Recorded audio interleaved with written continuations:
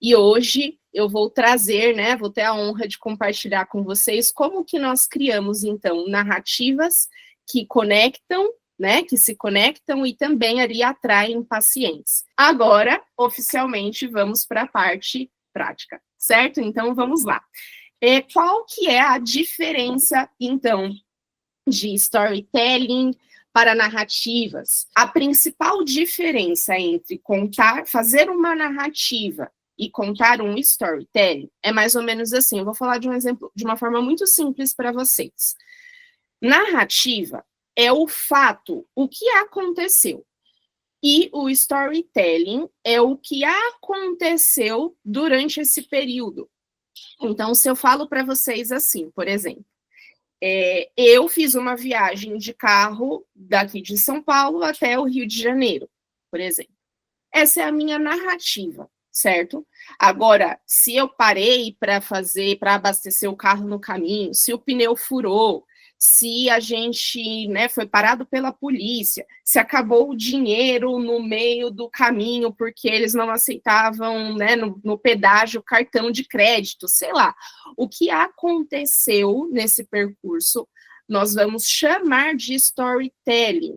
Então, hoje, quando eu contei aqui para vocês a minha história, eu fiz um storytelling. Então, eu falo, estava lá em 2018, saí da casa dos meus pais, fiquei pensando que isso, os elementos de como foi essa trajetória, faz toda a diferença. Então, coloquei um exemplo prático aqui para vocês pensarem junto comigo.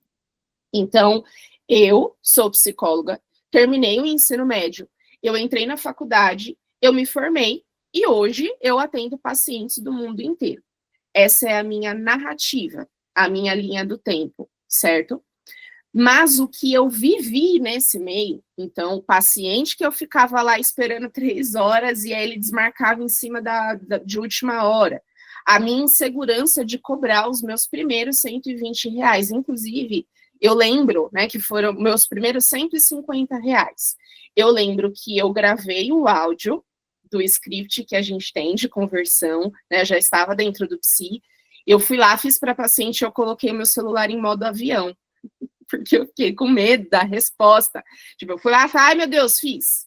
Tá, então esses detalhes, igual a Anne colocou aqui, sim, os detalhes é o que torna a história gostosa de saber. Então, isso é o storytelling, e é aqui que mora o poder. Então, anotem isso aí, é aqui que mora o poder da conexão, certo? O que eu penso? Então, quando eu conversei com a Jana, nós fizemos uma reunião de alinhamento para esse nosso encontro de hoje. Ela falou assim, a gente quer que você compartilhe com as nossas alunas o que passa na sua cabeça quando você vai construir um storytelling. Então, é isso que eu vou ensinar hoje para vocês, tá?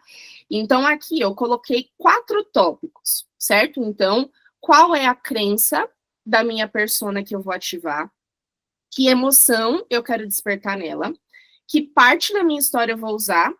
E o que eu quero que ela faça a partir disso? Então, essa é a minha linha de raciocínio. Então, eu vou falar de cada uma delas.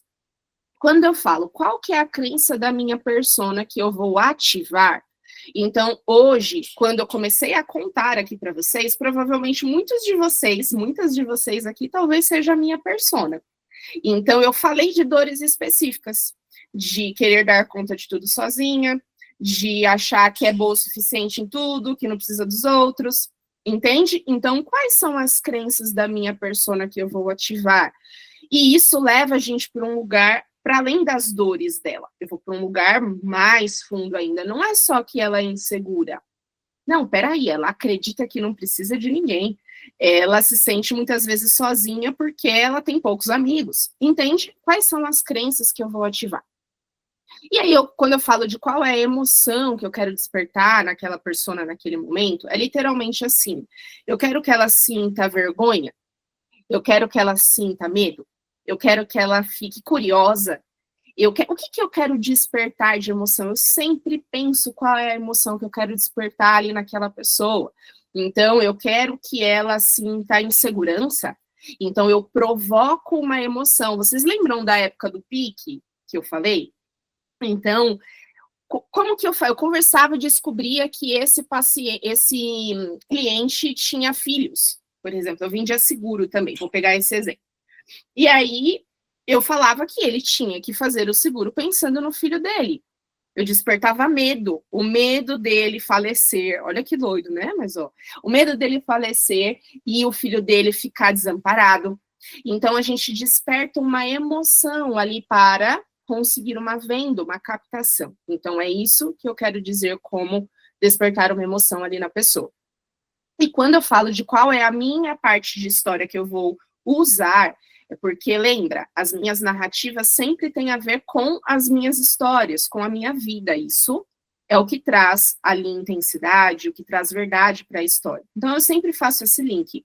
E o que eu quero que ela faça a partir disso é literalmente a CTA, né? Então, eu quero que ela me mande uma mensagem, eu quero que ela pense lá na casa dela. Então, às vezes, eu uso algumas narrativas assim.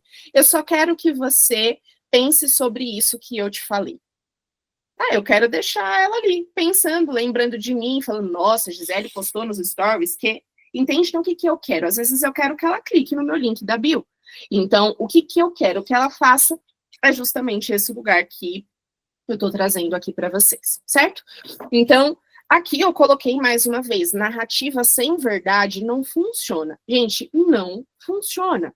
Então, assim, dá para ver quando é só script. O script ele é uma base, mais uma vez, base, metodologia, mas dá para ver quando é só script. Dá para sentir quando não é emocional. Dá para ver que foi feito no chat GPT. Inclusive, eu acompanho alguns de vocês aqui no Instagram e eu bato o olho no conteúdo e eu falo, não tem verdade, copia e cola. E aí, não vende, certo? É um conteúdo raso, é um conteúdo que não gera conexão. E as pessoas, elas só compram de pessoas que ela se sente ali, né, confortável, enfim. E aqui, eu coloquei 4 formatos. Aliás, 4 formatos não, 4 posts, exemplos de posts. Eu não vou abrir cada um deles, porque senão, né, a gente toma aqui bastante tempo. Mas depois vocês, no finalzinho, eu vou colocar o arroba, para quem não me segue, eu vou colocar o arroba do meu perfil, para vocês entrarem lá e dar uma olhada nas minhas construções de posts, tá? Mas vocês vão perceber que é sempre assim, ó. Eu vou dar um zoom aqui para vocês conseguirem ver os títulos, tá? Então, por exemplo, o dia que o Wesley me fez chorar no Outback. Então, esse post deu muito bom quando eu fiz. Eu sempre ouvi que eu era uma pessoa muito difícil, e por muito tempo isso doeu. Aí a pessoa vai lá e ela para ler. Esse aqui, o que eu aprendi sobre mim como mulher, criando conteúdos há 7 anos aqui no Instagram. Então, eu também trago a minha narrativa. Será que você se tornou a filha boazinha? Também, então, sempre percebem que eu trago uma história por trás daquilo que eu compartilho ali no meu Instagram, certo? E aí eu pus alguns exemplos aqui para vocês perceberem o quanto o conteúdo que eu faço ele conecta. Então, eu vou dar aqui um zoom de novo, certo? Então, aqui essa minha seguidora, Gi, obrigada por me lembrar disso. Ela se identificou ali com o meu perfil. Né? A Laís comentou aqui, nossa, você é necessária, obrigada por compartilhar um pouco das suas vivências. E aí eu vou trazer para vocês uma percepção minha, real, assim. Quanto mais vulnerabilidade eu mostro, mais as pessoas comentam. Agora, se eu faço um post de venda direta, que também é importante, faz parte da estratégia, não. E tá tudo bem, certo? Então, é um funil de vendas que a gente vai construindo ali. Então, quanto mais eu mostro, mais as pessoas falam, caramba, do mesmo jeito que eu comecei aqui contando para vocês tudo isso, vocês falaram, nossa, eu também sou assim? Caramba, também me sinto dessa forma, certo? Então, pensando nisso, eu trouxe alguns elementos aqui que eu também utilizo para ajudar na minha construção das narrativas. Então, o que é isso aqui? São 2 exemplos que eu trouxe de materiais que eu uso com as minhas pacientes dentro do meu consultório. Eu sou da TCC, certo? Eu sei que nem todos são dessa abordagem, mas eu sou da TCC. Então, eu uso materiais personalizados para mapear as crenças disfuncionais das minhas pacientes. Aqui é um exemplo de uma paciente minha, que é a minha persona bonitinha, desenhada, e ela preencheu para mim. Então, ela colocou: eu me sinto insuficiente, mesmo quando eu estou me dando o meu melhor. Tá? Então, essa é uma dor, uma crença. Então, ela colocou: eu sinto que eu preciso me provar o tempo todo.